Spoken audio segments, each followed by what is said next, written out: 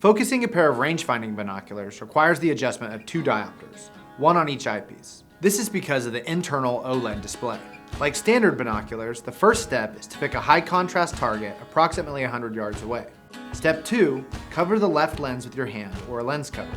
Step 3, press the power button to power on the OLED display. Step 4, with both eyes open and relaxed, adjust the right diopter clockwise or counterclockwise until the OLED display is in focus. Step 5, with the left lens still covered, adjust the center focus wheel clockwise or counterclockwise until the distant object is in focus.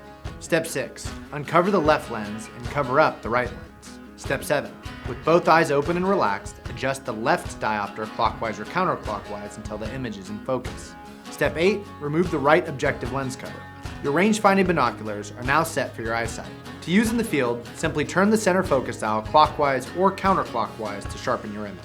Pro tip, if you share your binoculars, then you may want to mark your diopter settings with a permanent marker or nail polish. For more information about the BX4 Range HD Gen 2, head over to Leupold.com.